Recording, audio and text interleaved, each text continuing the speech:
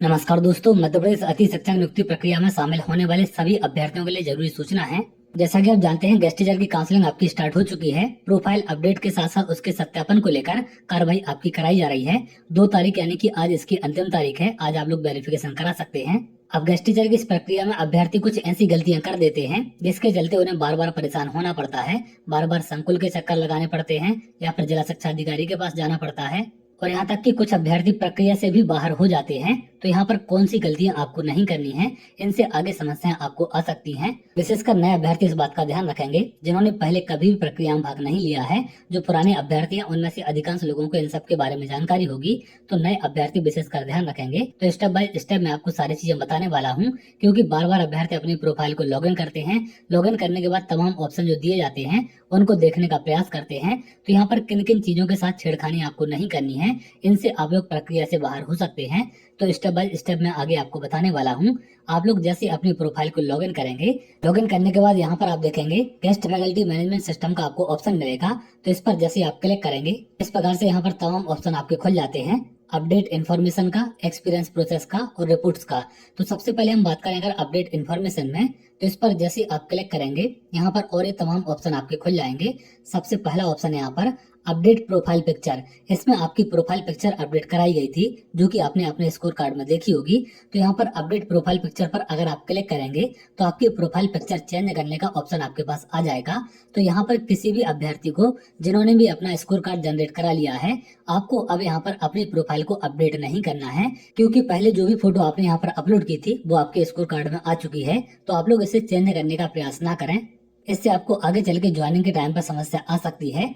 अगला ऑप्शन है यहाँ पर अपडेट इन्फॉर्मेशन का। तो जैसे इस पर आप क्लिक करेंगे, कुछ इस प्रकार से जानकारी यहाँ पर आपकी खुल जाएगी। यहाँ पर अगर आप देखें प्रोफाइल लॉक्ड, अगर आपने संकुल प्राचार्य से वेरिफिकेशन करा लिया है तो आपकी प्रोफाइल लॉक हो जाती है, और प्रोफाइल लॉक होने के बाद ही आपका स्कोर कार्ड जनरेट होता है। यहाँ पर नीचे अगर आप देखेंगे वांट टू अनलॉक, अगर आप अनलॉक करना चाहते हैं तो इस पर आपको क्लिक करना पड़ेगा। ओटीपी के माध्यम से आपकी प्रोफाइल अनलॉक हो जाएगी। तो अगर आप लोग अपनी प्रोफाइल को अनलॉक कर देते हैं तो आपका स्कोर कार्ड गायब हो जाएगा, और जो आपने संकुल प्राचार्य से वेरिफिकेशन कराया था वो भी आपका कैंसिल हो जाता है, क्योंकि अनलॉक करने के बाद आपकी प्रोफाइल ओपन हो जाती है। प्रोफाइल के ओपन होने का मतलब है आप उसमें कुछ भी चीजें ऐड कर सकते हैं, हटा सकते हैं, या जो भी आपकी जानकारी है उसमें आप बदलाव कर सकते हैं। तो वेरिफिकेशन होने के बाद अगर आप बदलाव करेंगे तो उसके लिए आपको प्रोफाइल को अनलॉक करना पड़ेगा। अनलॉक करने के बाद आपकी सारी चीजें गायब हो जाती हैं, आपका वेरिफिकेशन भी कैंसिल हो जाएगा, आपका स्कोर कार्ड भी गायब हो जाएगा।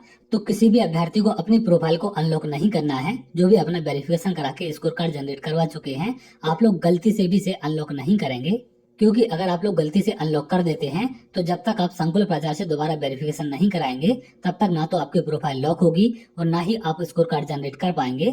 आप ये ना सोचें कि हम घर पर ही इसे अनलॉक करके लॉक कर लेंगे, ऐसा नहीं होता है। अनलॉक करने के बाद आपको दोबारा से संकुल प्राचार्य से वेरिफिकेशन कराना पड़ेगा। तो इसे आप लोग अनलॉक करने का प्रयास ना करें। अगला यहाँ पर आप देखेंगे जनरेट स्कोर कार्ड का ऑप्शन है। तो यहाँ पर आप अपना स्कोर कार्ड देख सकते हैं। यहाँ पर व्यू प्रोफाइल में आप लोग देख सकते हैं। अगला ऑप्शन अगर आप देखें अनलॉक ई केवाईसी, तो यहाँ पर आपको ई केवाईसी को भी अनलॉक नहीं करना है, क्योंकि जो भी आपकी डिटेल होती है वो ई केवाईसी के माध्यम से ही प्रोफाइल में आपकी आ जाती है। तो इसे अगर आप अनलॉक करेंगे तो भी आपको समस्या आ सकती हैं, तो इस बात का आप ध्यान रखें। अपडेट एक्सपीरियंस पैनल, तो यहाँ पर एक्सपीरियंस पैनल को आप अपडेट कर सकते हैं। तो इन चीजों का विशेषकर आप ध्यान रखेंगे। ये 3 ऑप्शन आपके लिए डेंजर हो सकते हैं। पहला है अपडेट प्रोफाइल पिक्चर का, दूसरा अपडेट इन्फॉर्मेशन में प्रोफाइल को अनलॉक करने का, और तीसरा अनलॉक ई केवाईसी का।